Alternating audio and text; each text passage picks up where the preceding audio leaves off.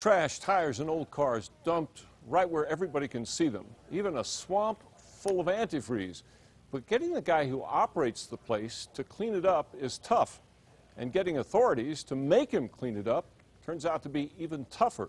And as Dean Staley found out on special assignment, ask the polluter about it and he'll bite your head off.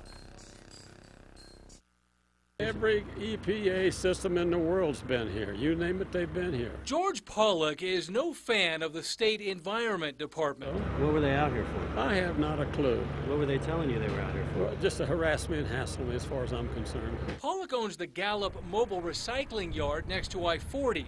Two inspectors from the Environment Department visited the business back in February after people reported seeing junk like old refrigerators being buried in the ground.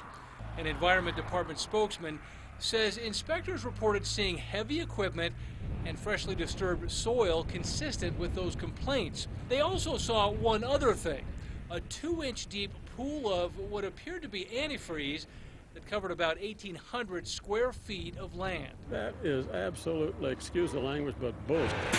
I mean, that's retarded. There is no antifreeze here. On a recent visit, News 13 saw no evidence of antifreeze. But even if there was such a lake, the state couldn't do anything about it. That's because Pollock leases the land from the Navajo Nation, and state inspectors have no power over it. Then just last month, Pollock's name came up in relation to this dump site on private land 12 miles south of Gallup near Pine Haven.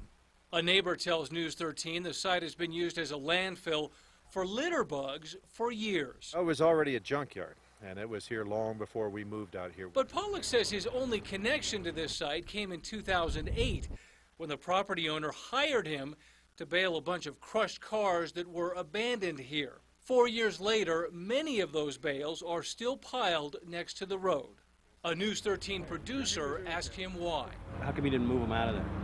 I went broke. I lost about $1 million. I was just running for my life. In fact, Pollock says he still owes the property owner money for the crushed cars he sold. But he says none of the junk there is his. Never been connected with it. I've never been connected with that property. So you've never taken any of the stuff from here and put it up there? No, never, ever. Which brings us back to the Gallup Mobile Recycling Yard. This looks like a little bit like a landfill here. Is that an accurate? It's not a landfill, damn it. This is just where we're recycling. An officer with the Navajo Environmental Protection Agency describes the site as a junkyard. The agency is concerned about petroleum storage tanks and petroleum products being stored on the site, which is next door to the Navajo Nation's Fire Rock Casino. The tribe is reviewing Pollock's lease, but Pollock tells News 13 that if he's forced off the property, he'll leave the mess there for the tribe to deal with. He says if he goes on his own terms, he'll clean it up. If they want me to leave, hell, I'll leave. I got no problem with that. I employ 52 people. I'll fire them all and go. I'll leave. I'm 82 years old. I don't need this crap. On special assignment, Dean Staley, KRQE News 13. We also spoke to the owner of the property out near Pine Haven, who says she and her husband are in the process of cleaning that up. Mark